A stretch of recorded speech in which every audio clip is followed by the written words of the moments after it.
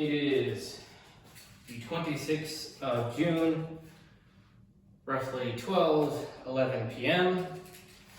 And this is lecture 6. Oh, lecture 7. Back to the West. Chapter 12. The Latin West.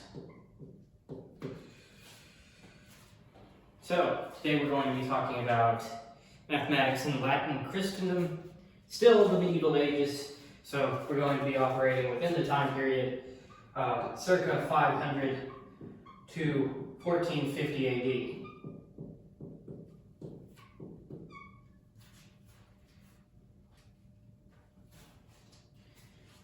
So we're going to be looking at some important figures, notably Boethius, Isidore of Seville, Gerbert of Aurelic, Adelard of Bath, Fibonacci, Jordanus, numerals, and Nicole Oresme. Let me just go ahead and sketch a picture of what the Latin world looks like at roughly 1250 AD,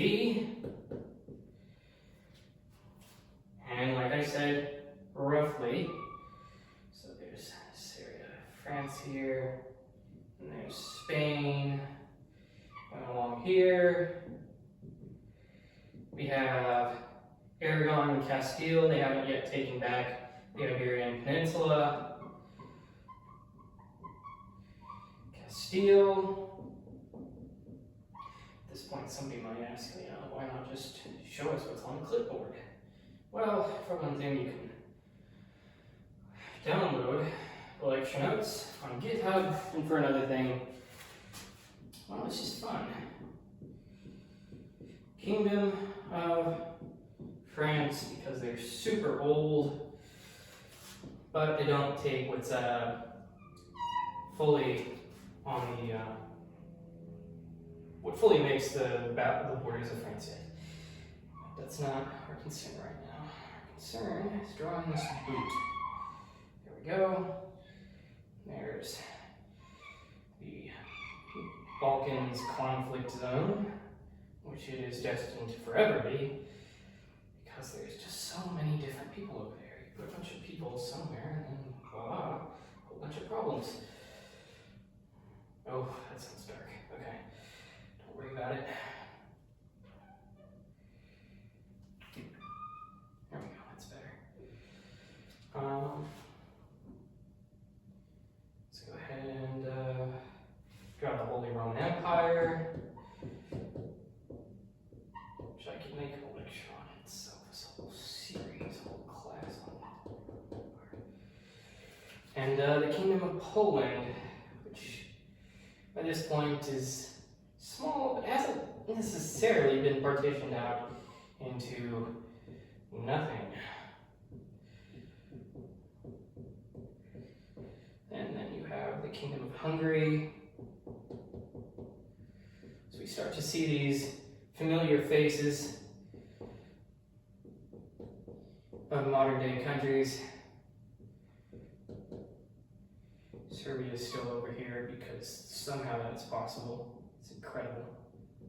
And then Bulgaria, Bulgars managed to capture all this chunk of former Byzantium, also known as actual Roman Empire, because the Latin Empire is now just to these two peninsulas, also known as Byzantium. I'll just call it Byzantium since that's the tradition, but this is, all intents and purposes, the actual continuation of the Roman Empire. Then over here you'll have like the Empire of Nicaea and whatnot, but let's just focus on Europe, mainly Central, Eastern, Western Europe. There's some controversy on how that's exactly labeled, but I'm just going to ignore that for now. Kingdom of Denmark, and this over here, this island that's always saved by the channel, who will become predominant Western power a little bit later, is the Kingdom of England.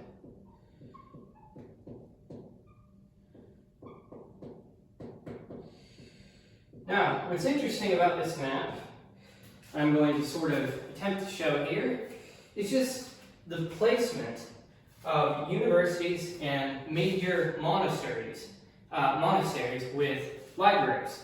So you have just all throughout the HRE, crap ton of stuff in comparison to what you'd expect based on what Voltaire sort of calls them, neither holy nor Roman nor an empire. Doesn't necessarily say that they're uneducated, but there does seem to be a certain sort of connotation that exists that they were, in fact, these uneducated heathens. But they're not, and we'll see that with this surprising amount of universities and monastic libraries that spread out throughout Europe, throughout the West in this time.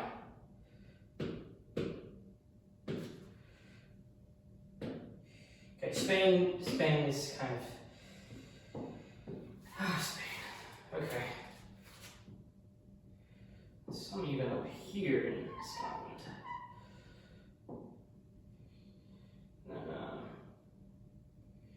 There's Oxford, Cambridge, somewhere here, somewhere here. So you can see by these dots, like this isn't, these aren't a bunch of uneducated heathens at this point within the so-called Dark Ages. It's just that it's relatively dark because the Roman Empire fell. That was a big deal. So it deserves its own sort of title, this time frame, in order to possibly capture that emotion. So, yeah, you can see this is an absurd amount of universities and monastic libraries for an era that is almost always captured in common media as backward and idiotic. But, you know, it's just the way humans be. So, there's some stuff over here as well. I'm not really going to draw that now. I'm going to do a bit of a camera check to see if that shows up well. Shows up reasonably well, enough to capture exactly how many universities and monastic libraries there are at around 1250 AD. In the Latin West, mathematics did not rise from triumph. It rose from ruin. The empire had fallen, the libraries were ash. The language of proof lay buried in forgotten scripts. Yet, the monks copied. The friars taught. The merchants calculated. At first, they remembered only fragments. Boethius's definitions, Isidore's divisions, the abacus would later go over to the west. The finger counting, the stars. But memory became method. Through Spain and, forgot to label this, the Kingdom of Sicily, which is very important, and not included Sicily because that's just the way it is. Through Spain and Sicily, Arabic numerals crossed into Latin ink. Through Fibonacci, algebra entered the counting house. Through Jordanus and Campanus, who we'll discuss in more detail, Euclid spoke once more. Through Oresme, the curve became concept, the infinite measurable. The West did not create mathematics anew. There wasn't a new fountain upon which new mathematical ideas magically sprung from. Rather, it reassembled it piece by piece, parchment by parchment. They restored the language of number. It wasn't brilliance per se, though there is brilliance to it, but fidelity that preserved this flame. This was not the mathematics of power. This was the mathematics of survival that made the Renaissance possible. So, let's go ahead and look at some of the faces that make this era what it came to be.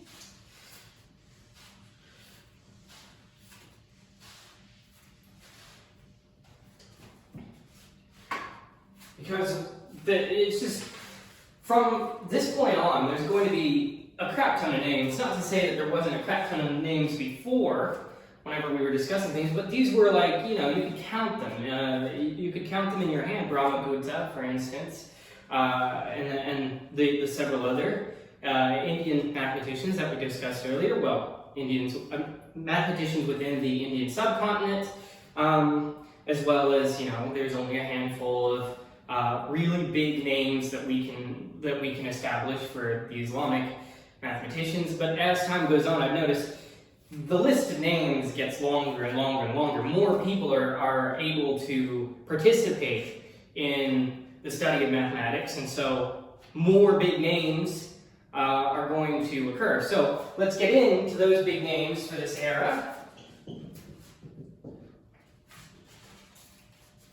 First of all, Boethius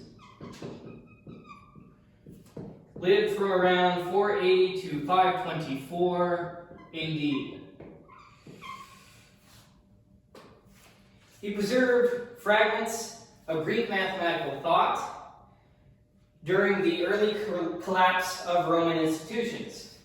So 450 AD is the rough estimate behind is the rough agreed upon definitional time at which the Western Roman Empire fell. Boethius preserved fragments of Greek mathematical thought during this period. His treatise on preserved Greek math during Roman collapse, and he wrote treatises on arithmetic and geometry.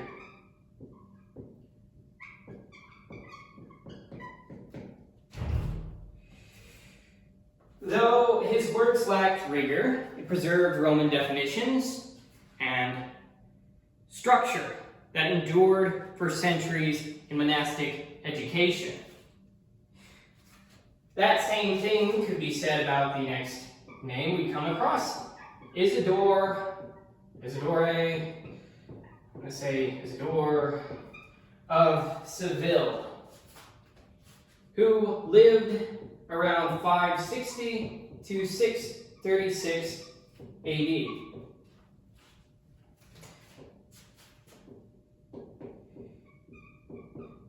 He preserved mathematical tradition through encyclopedia, through just taking a whole bunch of math that existed, putting it into a single document, into a section titled Etymologiae, I believe, included a section of mathematics. No rigor, hardly any rigor, but there it was. Number and proportion.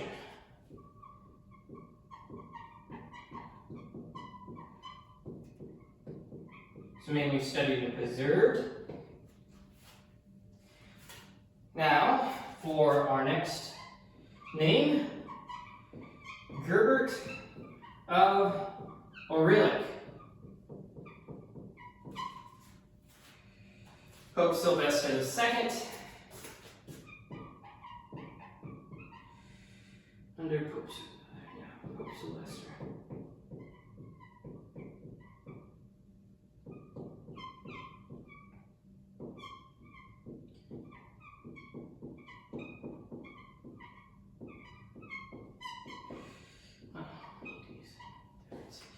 Existed around 946 to 1000 AD. He was educated in Spain and Italy. He taught arithmetic using a counting board and possibly Hindu-Arabic digits, centuries ahead of their widespread use. He exemplified the blend of ecclesiastical power, hence being, Pope Sylvester II, and mathematical curiosity in the early HRE, the early Holy Roman Empire. So he's got his little abacus, and he's a hipster for Hindu, Arabic, numerals. He was there before it was cool. Okay.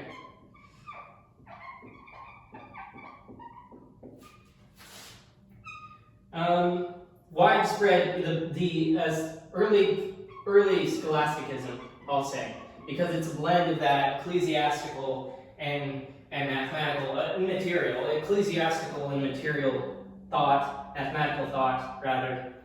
It's more accurate. Okay. Early scholasticism.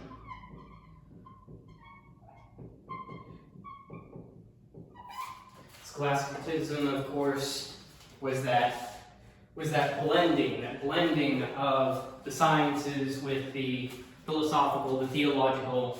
It was a sort of a interesting attempt to get back to what people thought of as the knowledge that existed before the fall, in a way.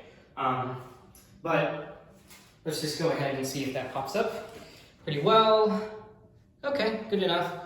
So yeah, those are just 3 names. Now let's get on to 3 more.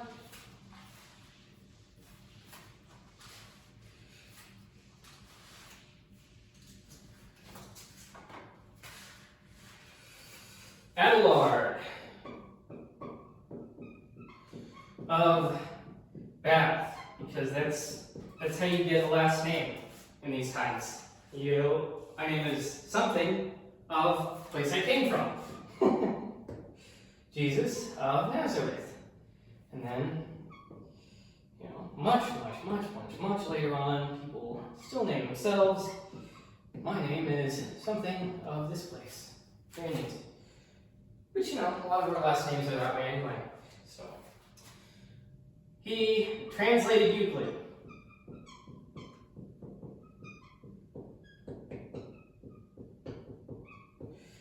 Translated Arabic knowledge.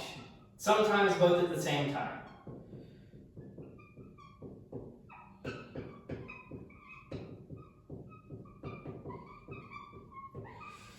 Translated this to Latin Europe.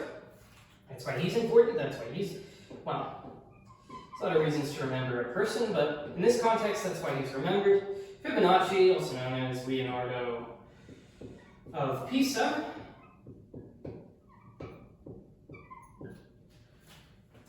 Who existed around 1170 to 1250 AD. He's pretty famous for his Fibonacci sequence. He has a book, Liber Abaci. It's written in roughly 1202. In which he introduced Hindu Arabic numeral systems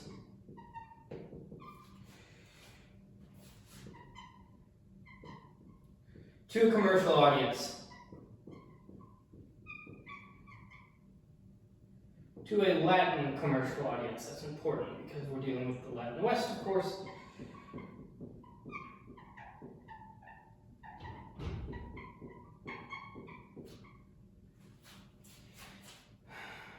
So in this work, he has problems of currency, interest, trade, practical stuff, which speaks to the immediate relevancy of some methods of mathematics.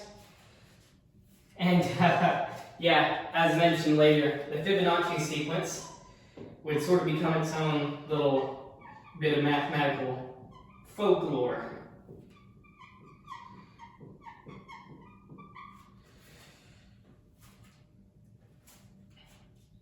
Of course, we'll get into more stuff with him. He's got a lot of stuff. He's got indeterminate problems.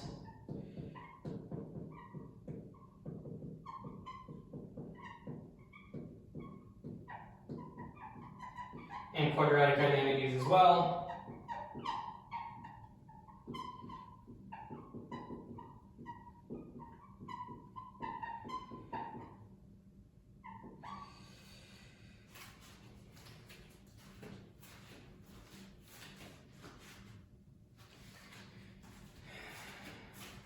Okay. Another big name. You see the names just keep on coming, they don't stop coming. Back to the rules. Hit the ground right. Jordanus. Numerals.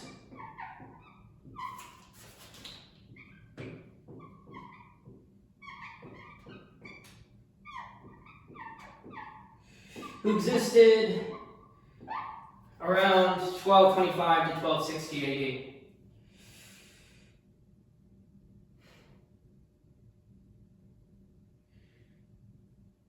He used letters, so if you want to sort of put the blame on somebody for using letters to express general arithmetical rules, Jordanus might be a good contender to bear the weight of that sin, as some might call it.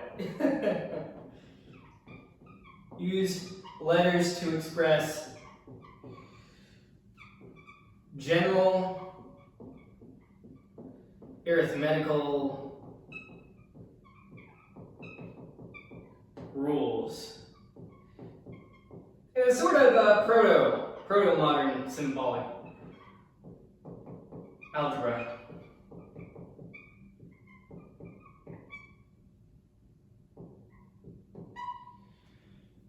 He wasn't the first of the first. It's just that he's the first one to do it to the extent in which he did it, I guess.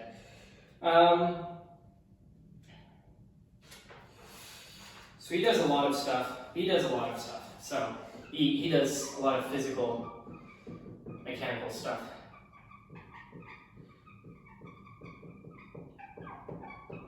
As well. So there's another three names: Liber, Fibonacci, Jordanus. Let's get three more names up on the board.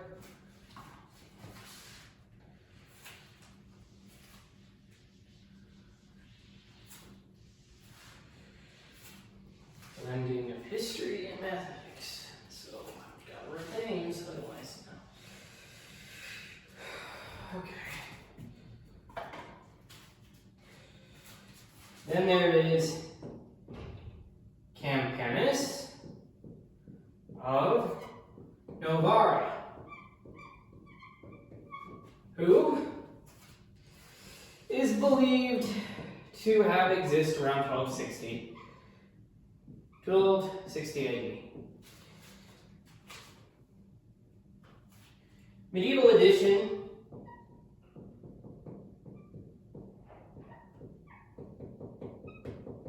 of Euclid's Elements, which is pretty important.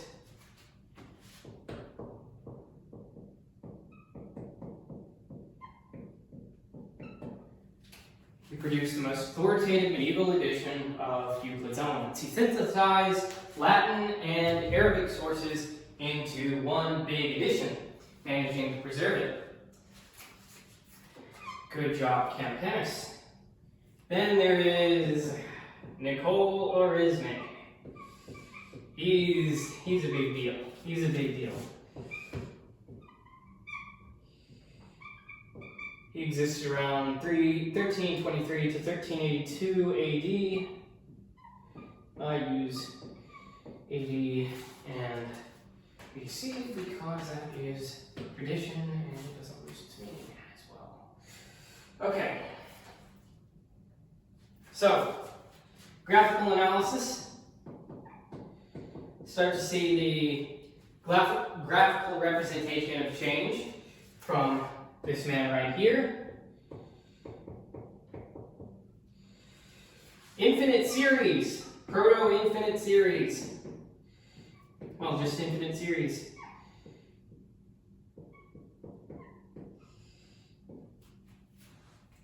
Compound proportions and rational powers. And this guy's name hardly ever comes up in conversations for one of the greatest mathematicians of all time. Perhaps because, it's just not rigorous, but I'd say he did a lot. So I think it should come up more often. So there we go. Last two of the names. 1, 2, 3, 4, 5, 6, 7, 8 names. Can't hold that with one hand. But there we go. Now, there's a few important works that also define this era.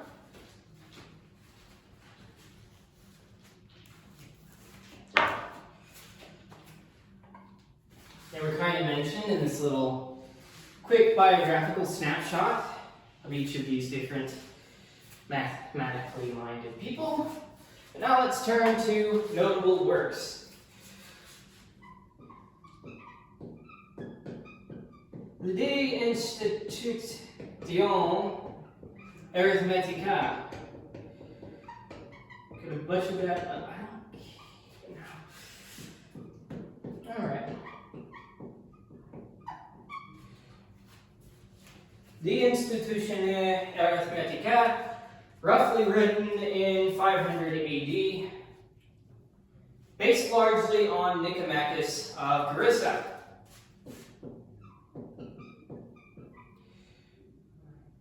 This is written by Boethius. That's important.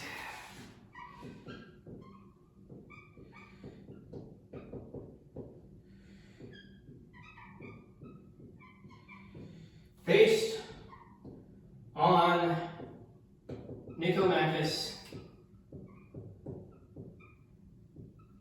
of Larissa. Well, what does that mean? So see a name. It's like I don't know what that means. So let's add some more context to that. Codified number theory.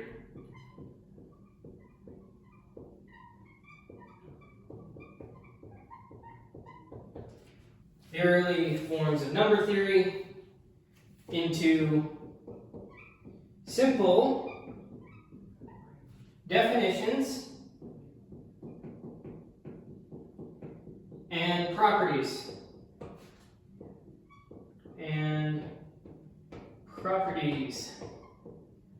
So there's an emphasis on stuff like the even or oddness of a thing, whether or not this thing is prime or composite.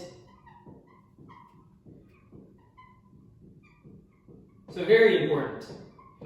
And perfect numbers.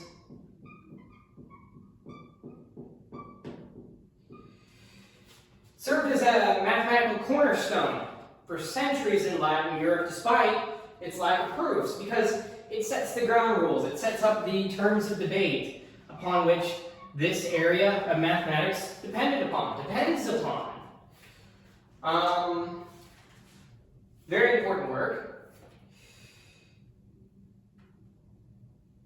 Oh, and there's this notion of it frames the quadrivium, which in this area is very important.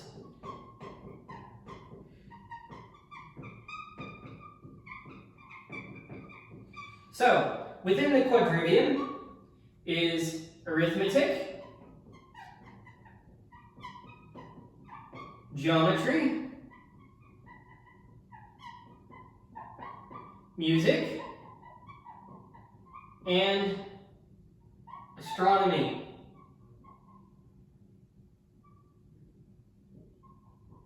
These are seen as integral to a liberal education, preserving Platonic, Pythagorean hierarchy of knowledge. So, a lot of things. This book does a lot of heavy lifting for the time.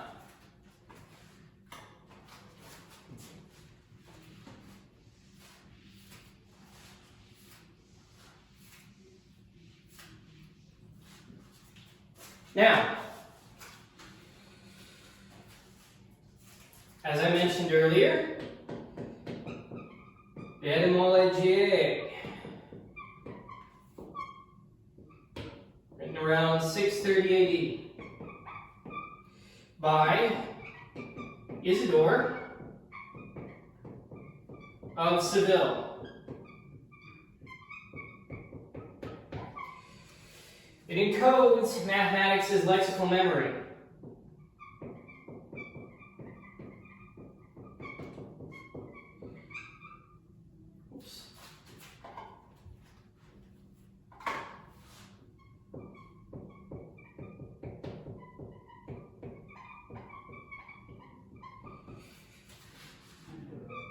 It's book 3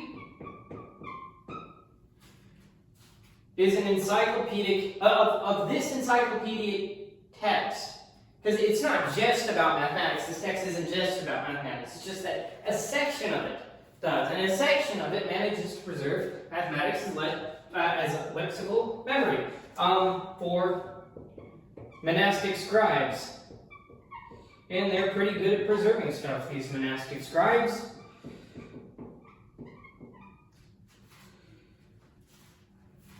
Though derivative and etymological, as its name implies, it ensured continuity of terminology, preserved Roman frames of mathematical classification.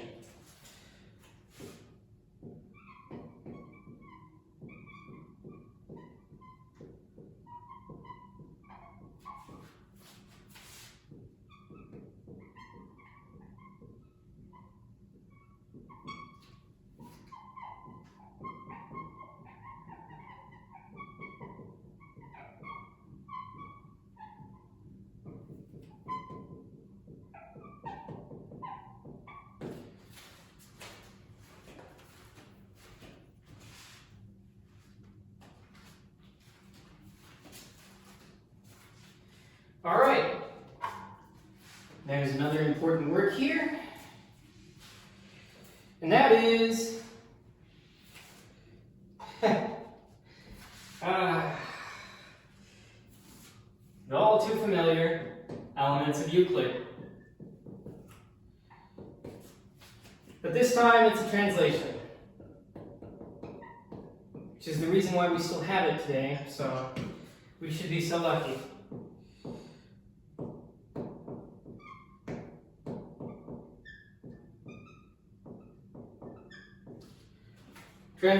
Translated between the years roughly 1120 to 1142 AD. It's the earliest Latin translation of Euclid from Arabic sources.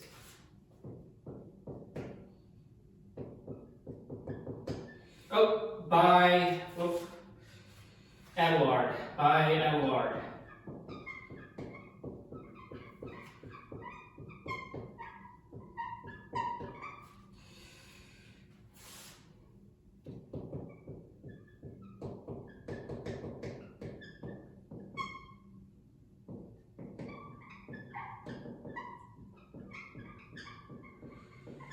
It's very important because it preserves Euclidean geometry. That way you don't have to just redo it all over again, start from scratch. That would be annoying, wouldn't it?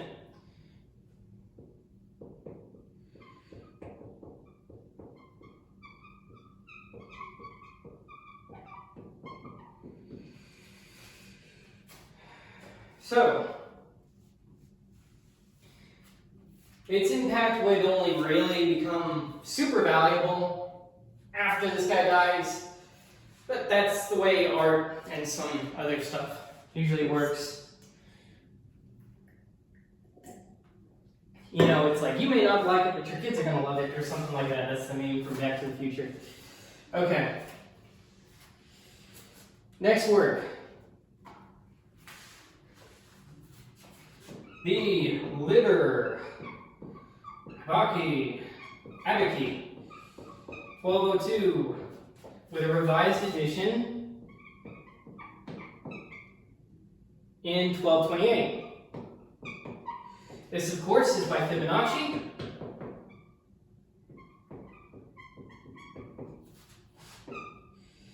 So it introduced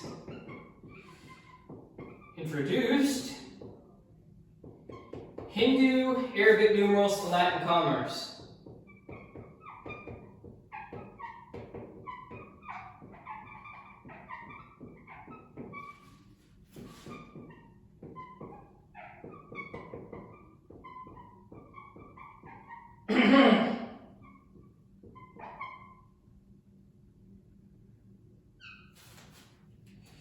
Explain place value notation, arithmetic operations using these numerals, and apply these techniques to business, weights, currencies, partnerships, contracts, embedding arithmetic into mercantile reality. Then you have the development of recursive sequences.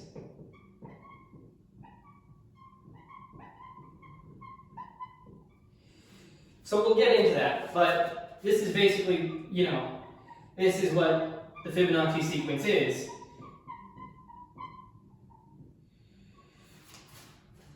Pretty cool. All right. Now let's move on to the next work. Which forms the cornerstone of our mathematical civilization, and that is the Liber Quadratorum. A Liber Quadratorum.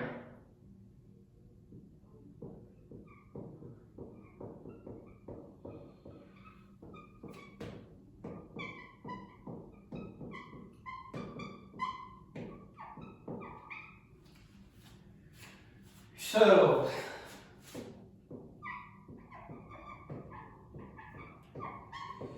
number theory and Diophantine techniques from Diophontus.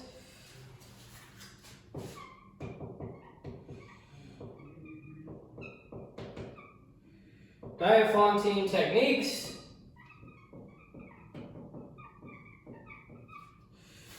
explores number theory and Diophantine techniques, and specifically indeterminate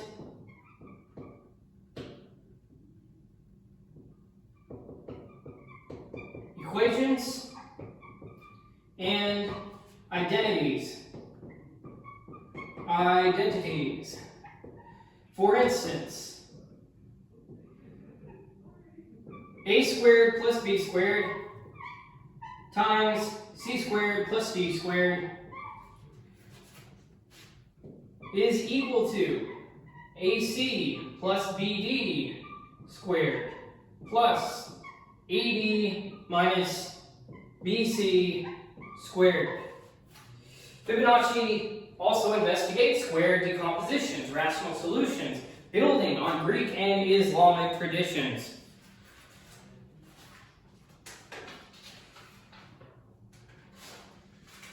In this book.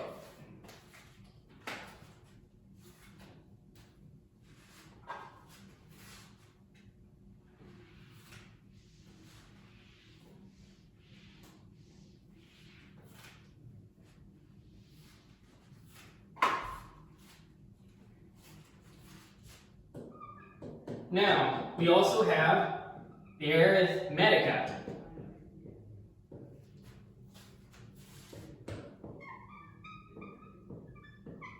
Created roughly 1230 AD by Jordanus Numerals.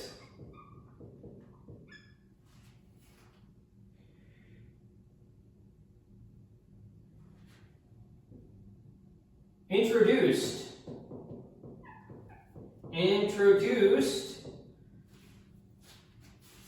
use of letters to denote general numbers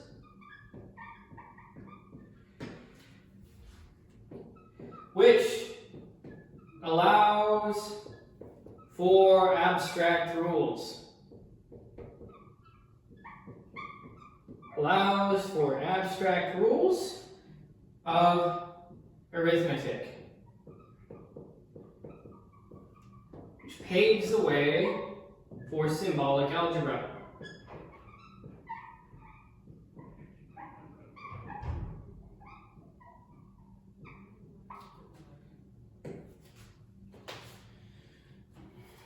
So, this isn't the last work by Jordanus Numerals,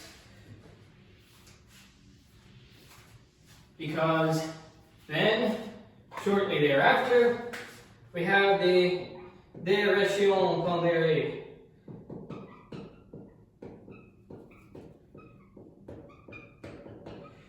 the ration ponderis.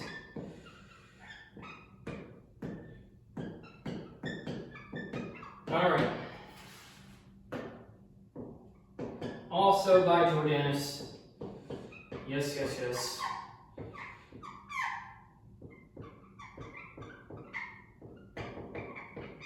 So, statics and early mechanics.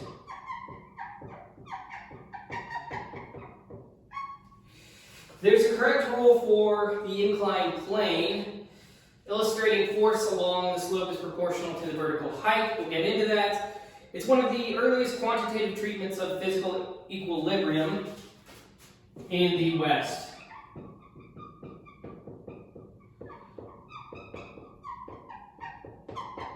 Very important.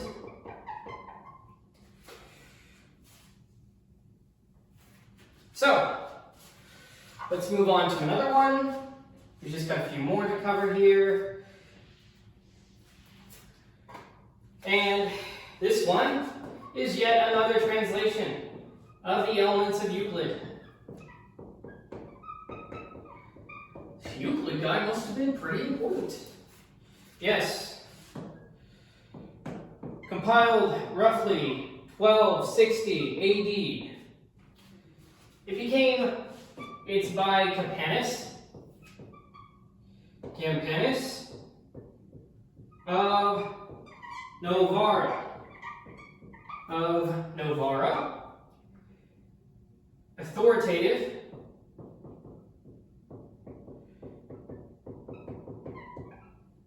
medieval Euclid.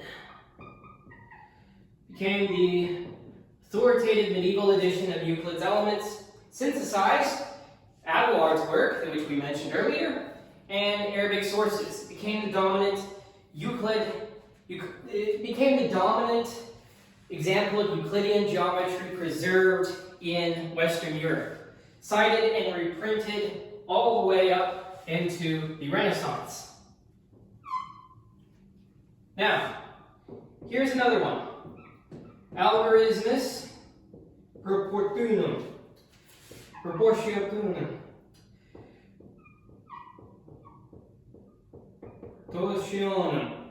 Torsionum. There we go. Hopefully one of those was right. Written around 1350 to 1360 AD.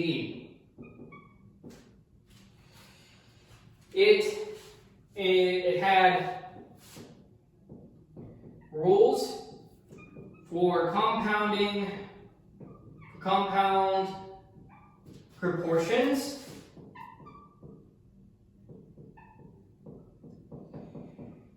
and rational powers.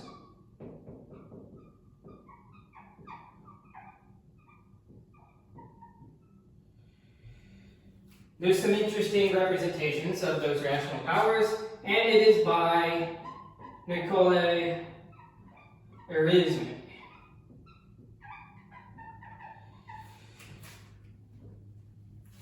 There's an example of fractional multiplication using geometric partitioning.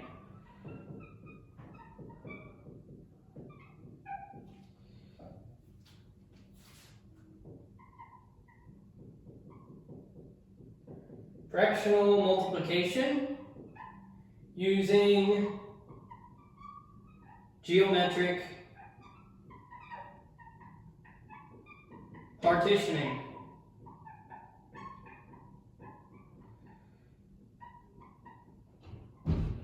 And we'll see an example of that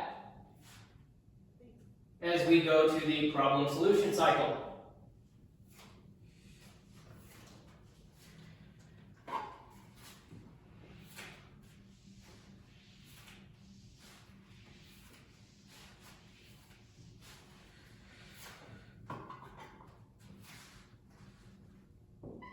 Here's another work, and it is the last work that we will cover in this section. De latitudinibus formarum.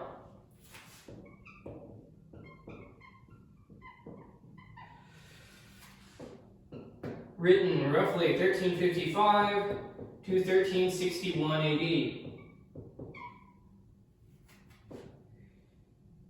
Also by Nicole Oresme. His name sounds like a spell from Harry Potter. It's it's a very cool name. Okay. Graphical representation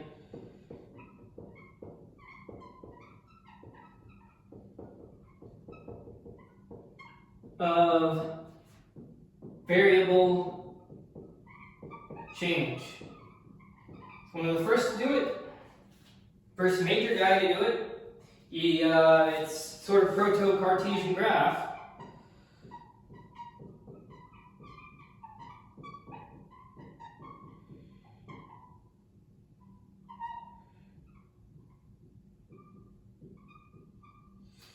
And then there is geometric proofs for series convergence and divergence. So let's look at that.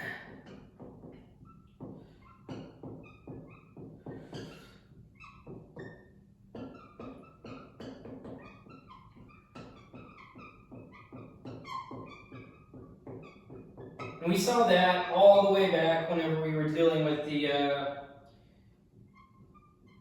mathematics of the Indian subcontinent. They didn't have rigorous proofs for stuff like this, they just showed it. They just relied on a lot of intuition for the most part. But here we have, here in this text, in the De Latitudinus Formarum, we get into proving divergence and convergence of these series. And so the infinite series of n over 2n is equal to 2. He's able to prove that reasonably well. 3n over 4 to the n is equal to 4/3. And 1 over n diverges to infinity. He uses grouped lower bounds to prove that. It's pretty incredible. So, and that's it for some of the major works concerning this time period. Now, some of the major developments that define this era for mathematics, you can already tell the spread of Hindu, Arabic numerals.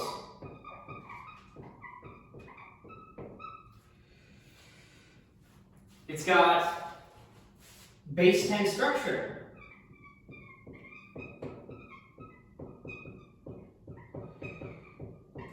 Positional 0. It's practically a new software update. Reached the Latin West by way of Arabic treatises. There's early hints of it, like we mentioned, with Isidore's Etymologiae, including, but more specifically including 9 numerals, but no 0. Gerbert of Arylic, possibly used in abacus with Arabic abacis. His exact knowledge remains debated, but there's some signs.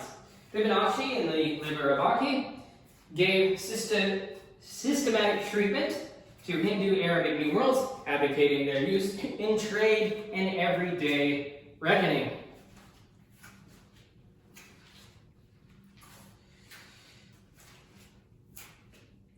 Despite these appearances, the system faced cultural resistance for centuries. The positional value of a 0 was conceptually foreign, and the script was unfamiliar. Again, you're dealing with people who were using Roman numerals for a lot of things. It's difficult for something like this to make a breakthrough. Like, the cultural resistance is understandable. Then there's this interesting little war that I certainly didn't know about beforehand. Algorist versus abacist.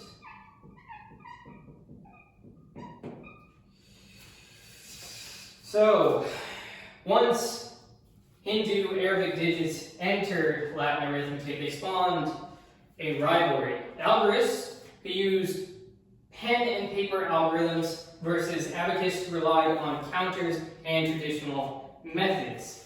So, an abacist, his primary mode of functioning, his primary mode of dealing with mathematics, of arithmetic rather, is to use counting boards. Counting boards, Roman numerals, Roman numerals,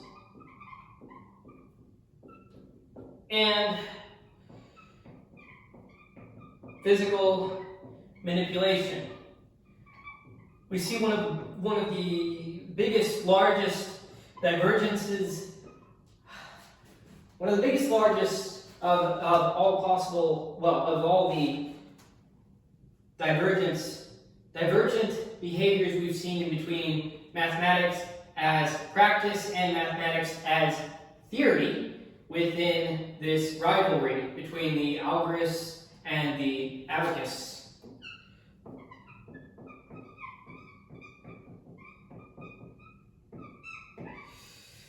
The algorists embraced written calculations.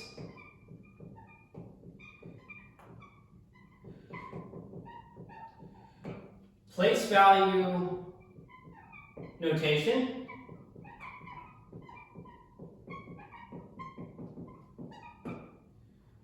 And some algebraic reasoning. Going back to Nicole Oresme, he's the reason we have the word algorithm. Stands to reason algorists. We want to use a lot of his stuff. This conflict was not merely methodological.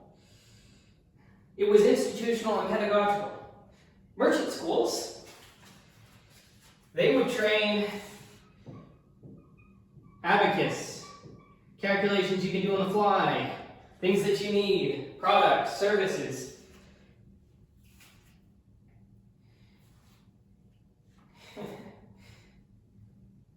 Versus universities and clerics. This is where you'd see a lot of algorists.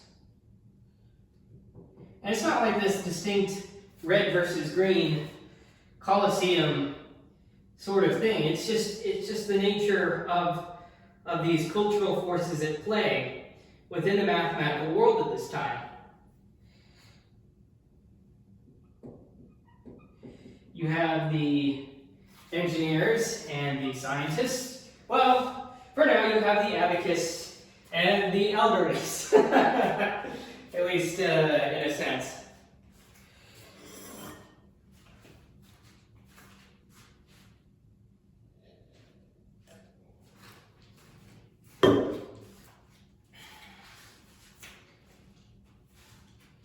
There's this really nice painting. It's a really nice woodcut, rather, called the Argumenta Philosophica in 1503. It shows arithmetic instructing both algorist and abacist. But it has some inaccuracies to it, but it's a very nice work of art.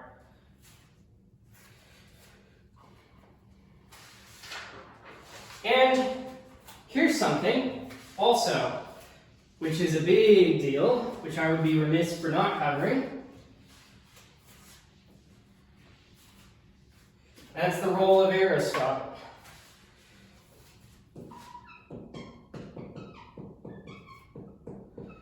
Aristotle kept and recast.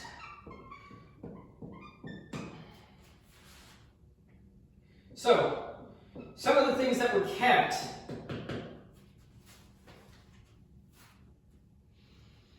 Theory of proportion.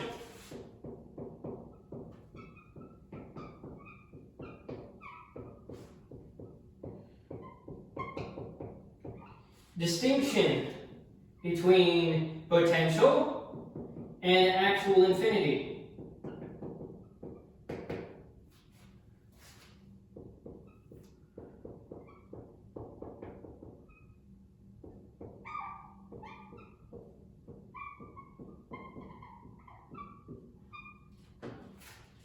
Categorization. Aristotle has a whole book, a whole work on categories. Not what we would later use as categories in category theory, just categories in the more colloquial sense. Forms, causes, motion.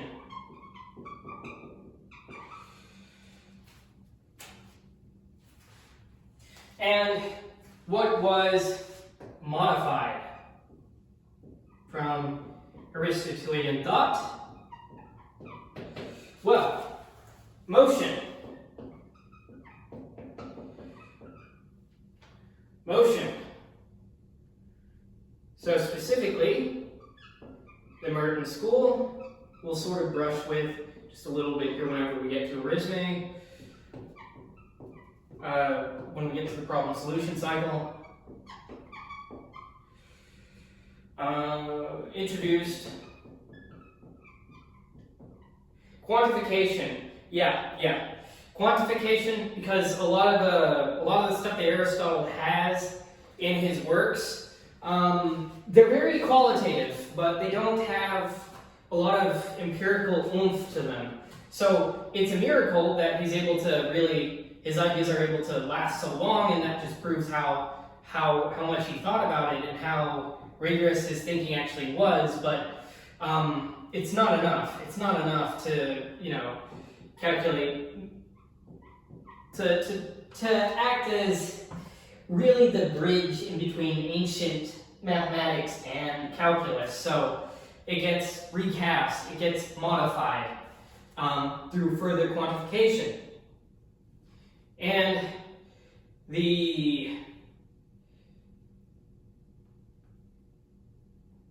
infinity, notion of infinity. It's also more quantified in structure, quantified in structure.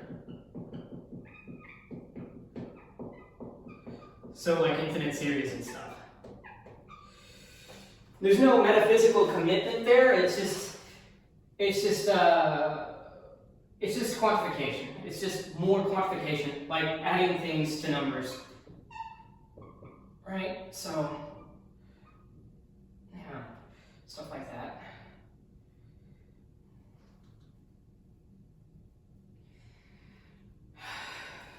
Now, what are some things that were just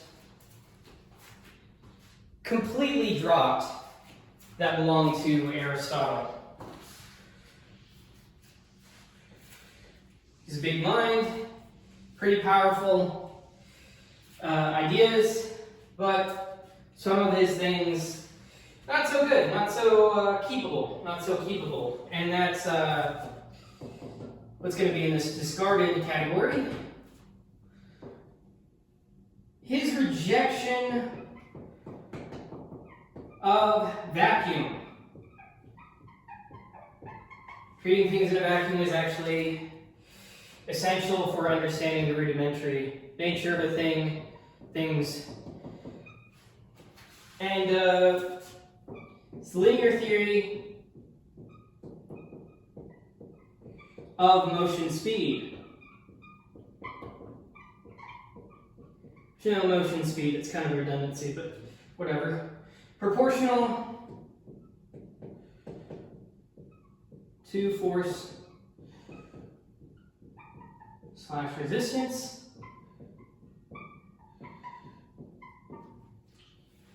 And also rejected, thankfully, disdain for applied mathematics as inferior.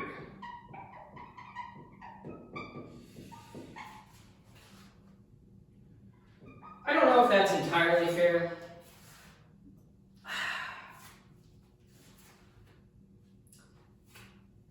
I'd say Aristotle certainly prefers this disdain, I'm not sure, but Boyer and a lot of other historical people say that this disdain was quite prevalent, and you know, Aristotle was the type of guy where it's like, I'm willing to believe it.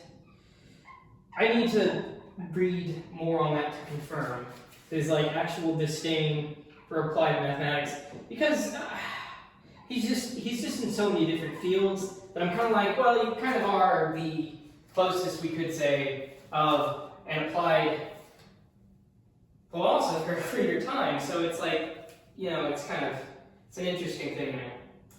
But yeah, Aristotle served as both foundation and foil. Scholastics debated him, they extended him, and they quietly surpassed him in specifically in kinematics and this sort of proto-calculus. Now, we can finally get into the problem solution cycle.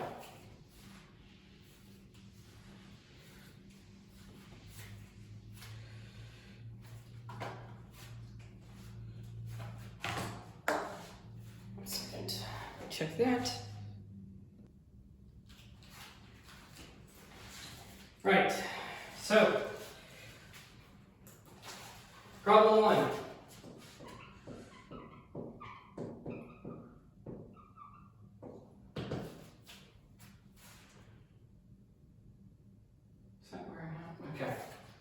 Let's say you want to, let's say you're immersion, right? And you want to find this out. If one solidus imperial type of currency equal to 12 deniers imperial is worth 31 deniers piston. How many deniers piston should one obtain for 11 deniers imperial? Well, let's check this. That's rolling. Solution to this: apply proportional reasoning.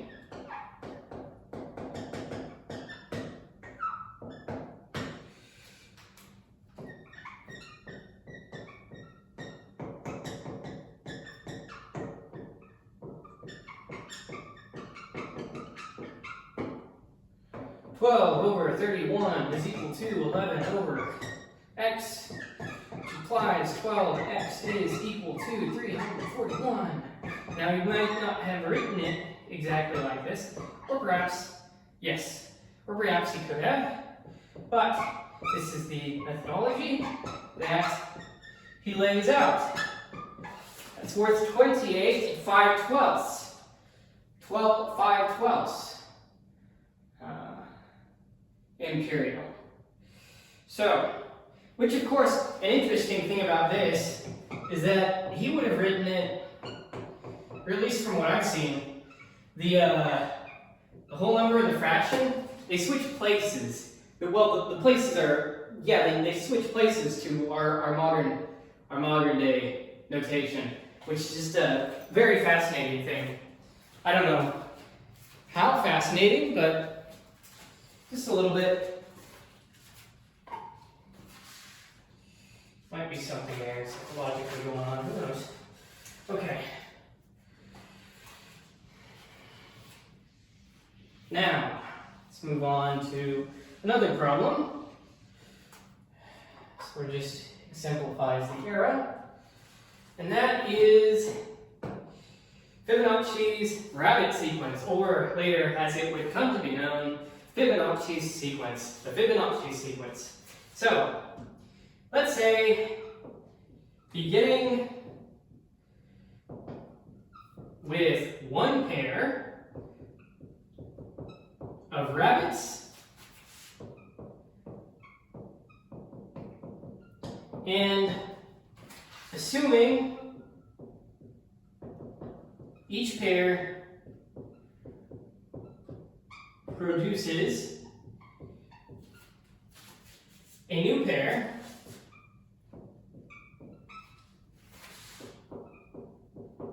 every month.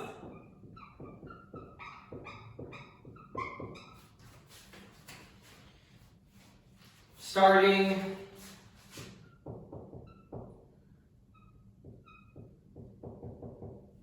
from their second month,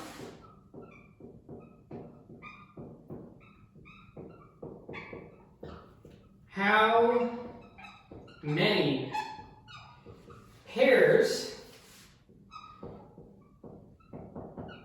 exist after 1 year?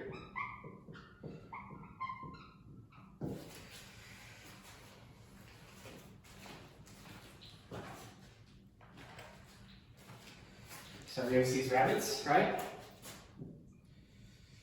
You begin with one pair of rabbits. Each pair produces a new pair every month. Every month.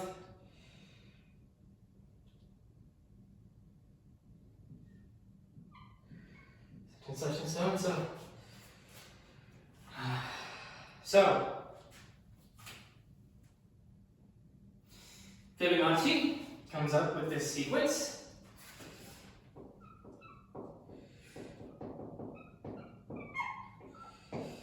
That would bear his name, the Fibonacci sequence.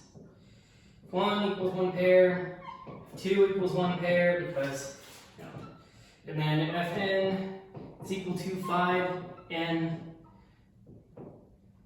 minus 1 plus f sub n minus 2. Now, if you do this all out, what you'll end up getting is that f sub 12, is equal to 144. So there's 144 pairs existing after 1 year. 12 months. And this is in the Liber Abaci, however you pronounce that. There's the correct way, I'm just not doing it. Should, but how? I'll figure it out. Okay. Now,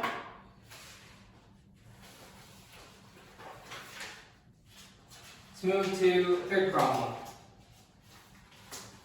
Problem 3.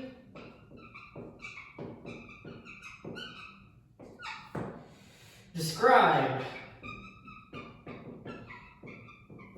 the method attributed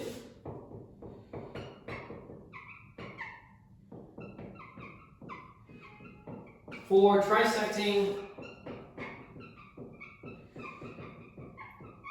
angle AOB, laid out by Campanus and Jordanus. So, this one. So we're trisecting an angle AOB. Let's see if we can come up with a different method here that they used. Well, let's see if we can just sort of lay out the method that they used here in order to show this as an example. So let OA equal OB. Draw a radius in which OC is perpendicular, orthogonal, to OB through A, through point A,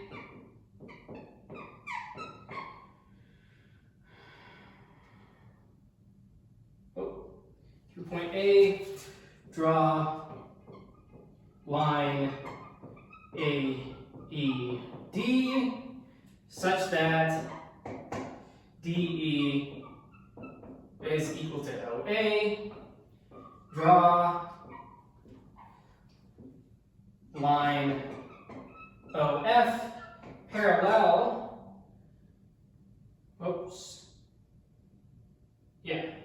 parallel to AED. Then what you should get is that the angle of FOB is equal to 1/3 the angle of AOB. So,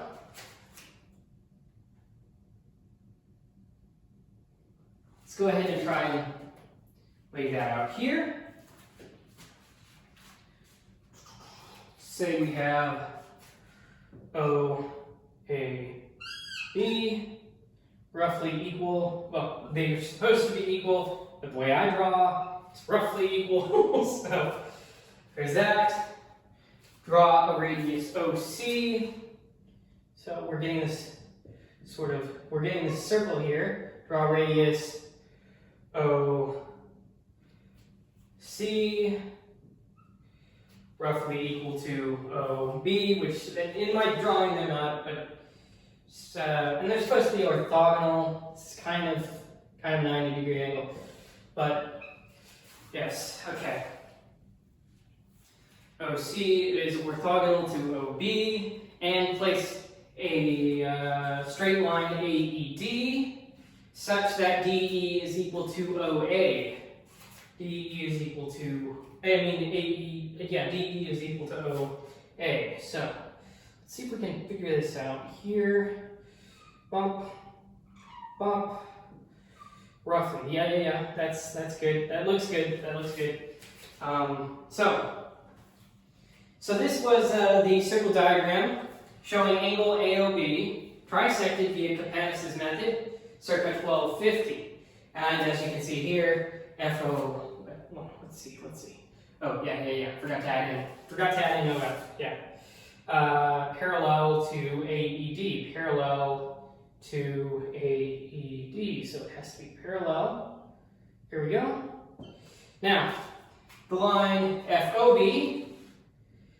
This angle over here, this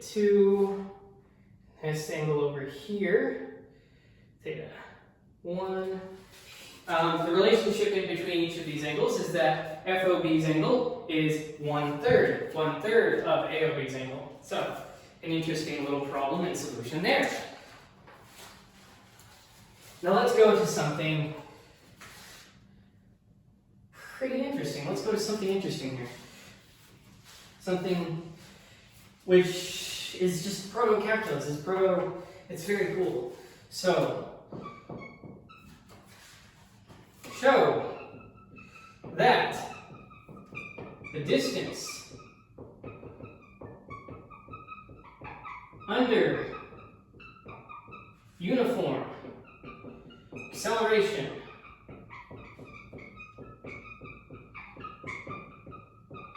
equals the distance traveled under constant motion at average velocity. So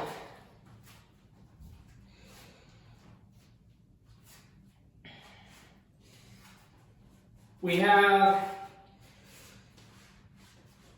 one of the things that Oresme came up with is this mean velocity rule. Well, there's this mean velocity rule. I won't say he solely came up with it. It's a bit more daring. But, so you take this triangle, and it's constant velocity, so, I'm trying to draw these segments equal. But you draw these equal segments in accordance with the base.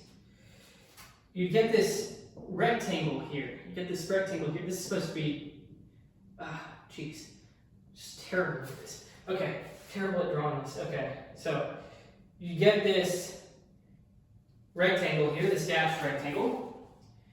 A velocity time triangle representing constant acceleration, in which the area, simply enough, d is equal to tv, which is equal to v over 2 times time. So the average velocity yields the same distance. So, under this intuition, we have this thing called Merton's rule. Merton rule. Not Mertens, because Merton wasn't a person. Like in this context, Merton is a school. Merton rule. Distance equals velocity equals average velocity times time. Which, you gotta think how amazing this actually is. Because seeing it this way, seeing distance, velocity, acceleration, time under this graphical implementation with notation, it's fantastic. And it occurs around 1350. And that's way before, that's a few hundred years, roughly around 300 years. 300 to 400 years before Newton and Leibniz come onto the scene to really get to modern calculus. And so, we saw with the ancient Greeks earlier, this sort of proto-calculus coming. And here it's meeting an even greater fruition.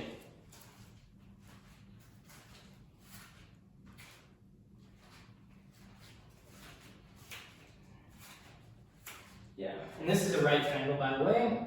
In case you couldn't tell, this is supposed to be 90 degrees. Segmented by base, because area equals mean velocity times time. Excellent. Now, before we get into the next problem, I have a bit of a historical note that's worth pointing out.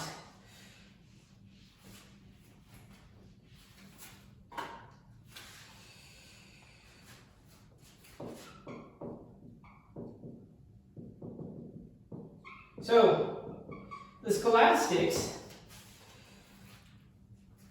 they inherited the paradox of this paradox of infinity as, well, the seeming paradox of infinity as potential and actual. Infinitum.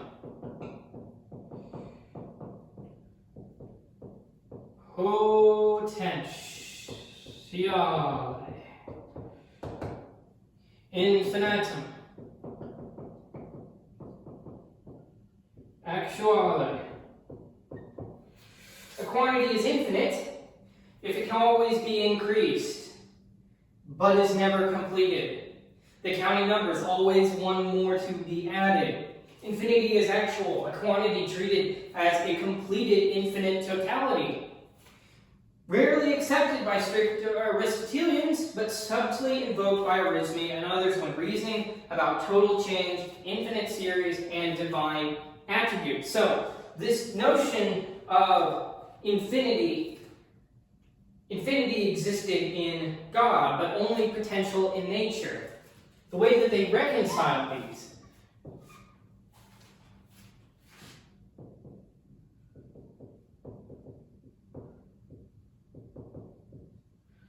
Always increasing. Completed totality.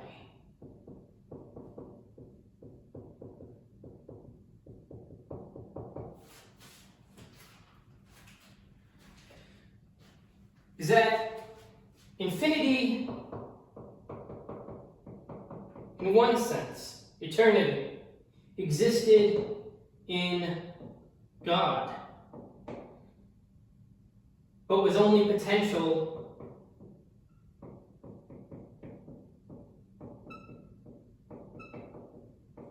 in nature.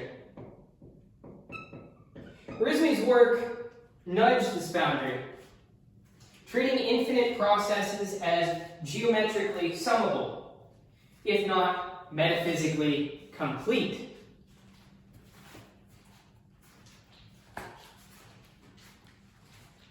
With that being said, you have this philosophical framework with which Oresme existed. Going into problem 5.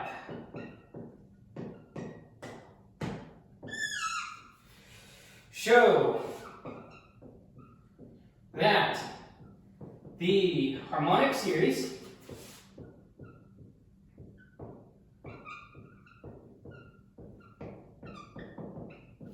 diverges.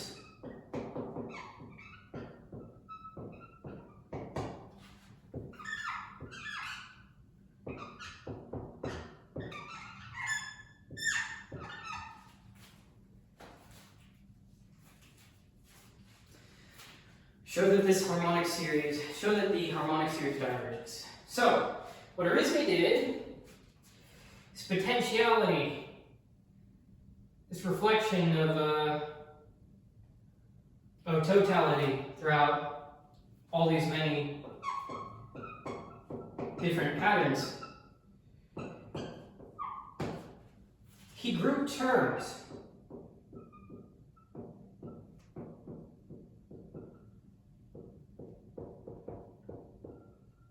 So, for instance, 1/2 shows up. 1/3 plus 1/4.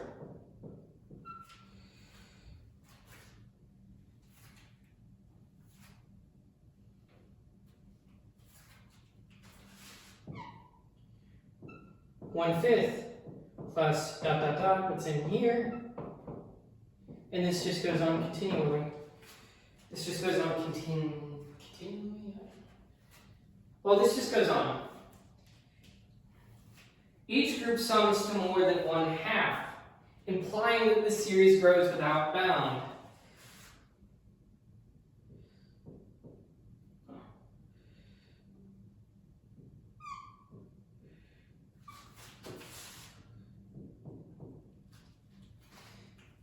The harmonic series diverges by lower bounding each group. Very clever. This means visual grouping proof for divergence of the harmonic series is captured in this.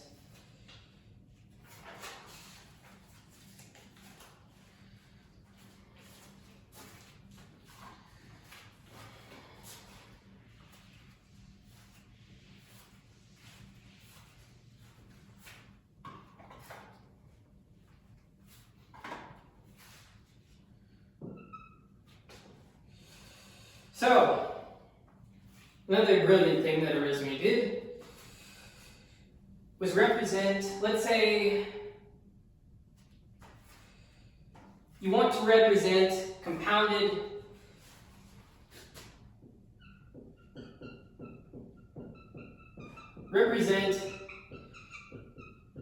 compounded proportions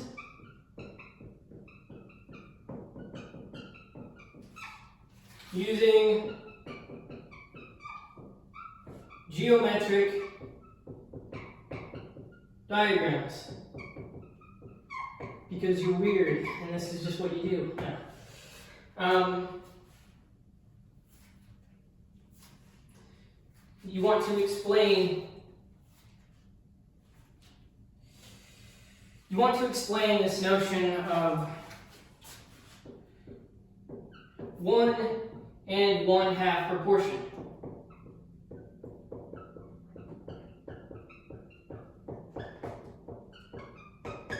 Or what we know as the square root of x to the power of 3 is equal to x to the power of 3/2. So, what Oresme did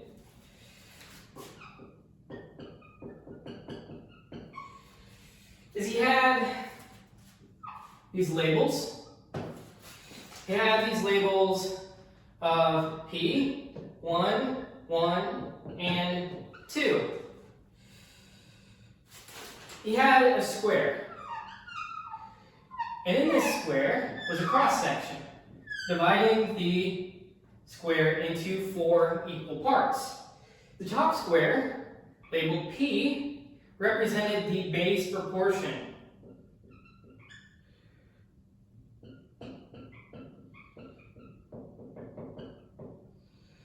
The top right and bottom left were labeled 1, representing single proportions.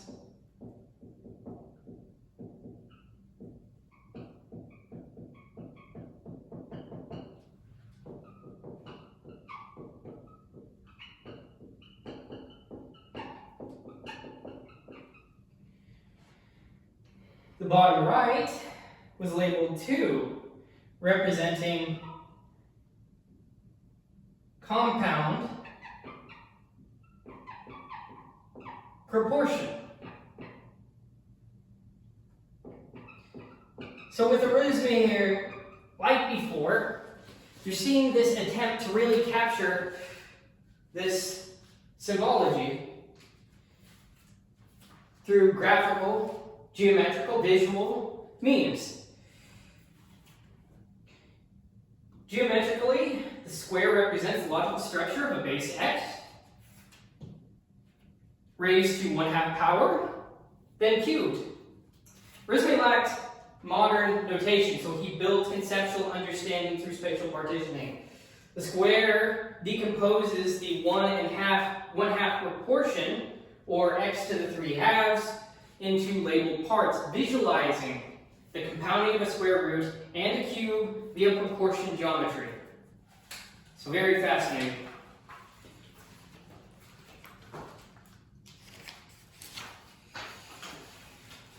Now, how did this all go away? How did the medieval era stop this progress of looking at mathematics in this new way through refound tools after the fall of Rome? Well, you see, you reach this scholastic high point.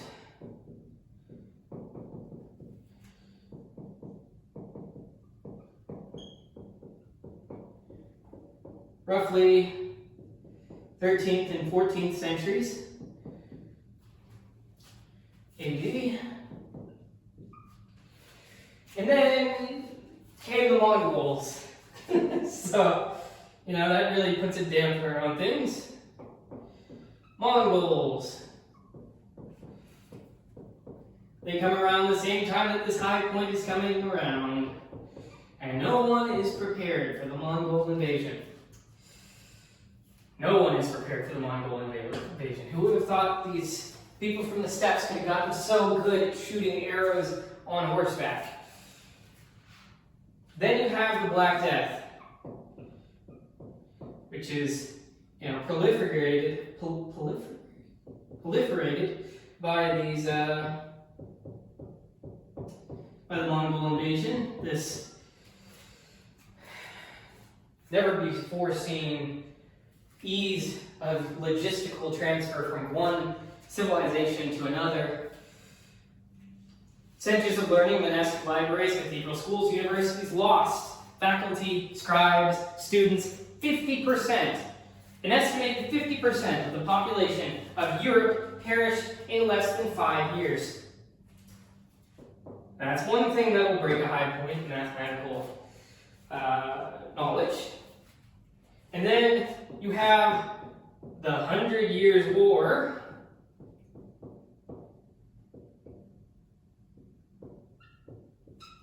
And War of the Roses. It's basically what Game of Thrones is based on, the War of the Roses.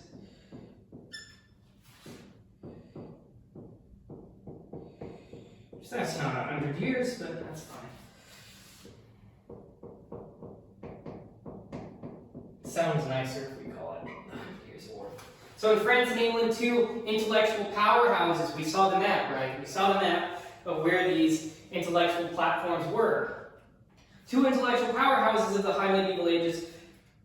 In these places, dynastic warfare consumed institutional resources, disrupted university life. Oxford, Paris, Cambridge, they all suffered from shifting royal priorities and damaged endowments. Clerics and scholars were conscripted, displaced, or silenced. Investment in speculative learning waned in favor of theology and law, which, really strikes me as fairly interesting because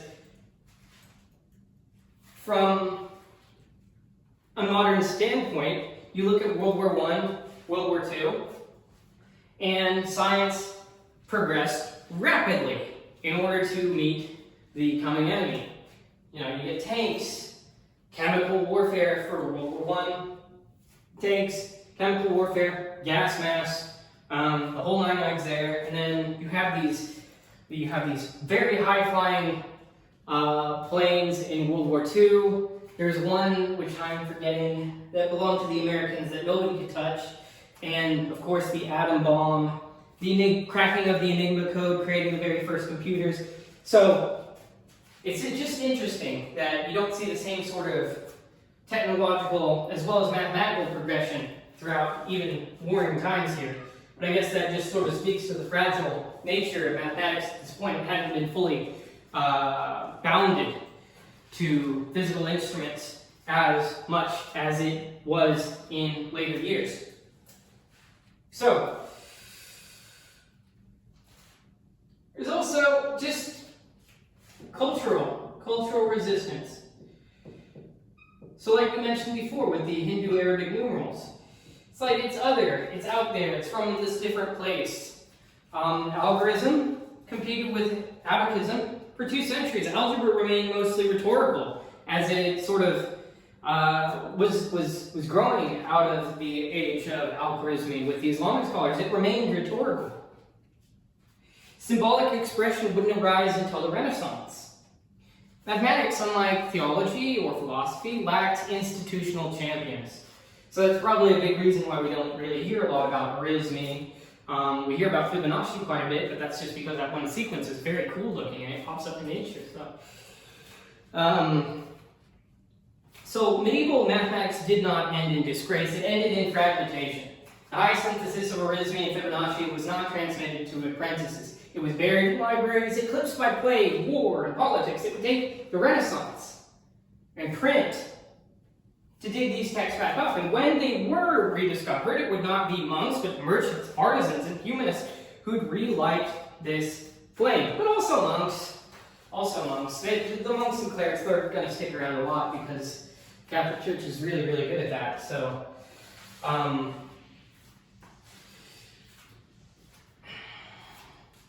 but not in the main. It's not that though mathematics was in the main preserved by them as it had been in the Scholastic period that we mentioned here. So,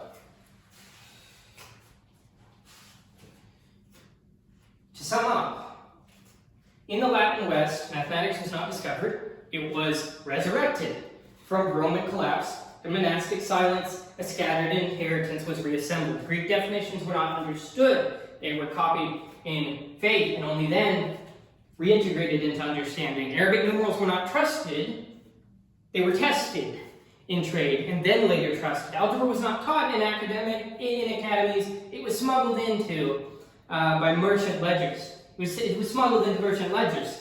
It's the practicality of the thing reasserting itself. And infinity was not grasped, it was sketched hesitantly by candlelight. And its paradox, and the paradox of its conception was dealt with by great minds. They gave us the Fibonacci sequence, not as myth, but as model. They gave us unit fractions, not for beauty, but for bookkeeping, unlike the Greeks. They gave us coordinates, or at least the early groundworks of coordinates, longitude, latitude, latitudinal. Not to map stars, but to map change, to measure change. Latin mathematics was a mirror of its world, fragmented, practical, faithful. A lattice of memory rather than a monument of theory. So, Whereas the Greeks had number as essence, mathematics as ideal, the infinite as paradox, the Islamic world had number as structure, mathematics as survival, the infinite as suggestion. You know, the infinite is solved, rather. Carrying on from that bridging that we had discussed earlier. Latin had number as memory, mathematics as survival, the infinite as suggestion. So it's sort of like picking up on all of those things that were left off. This interesting blend that carries on from the Islamic world. Each world didn't merely receive mathematics, it translated it into language of its needs, fears, and faith. So imagine for a moment you are Fibonacci or Jordanus or a silent monk in your reckoner with one scroll left to copy. You don't know if what you write will be read, but you write it anyway. No symbols, no printing press, only ink, memory, and a vow. What do you preserve? What do you refuse to forget? And who, centuries later, will know what you did?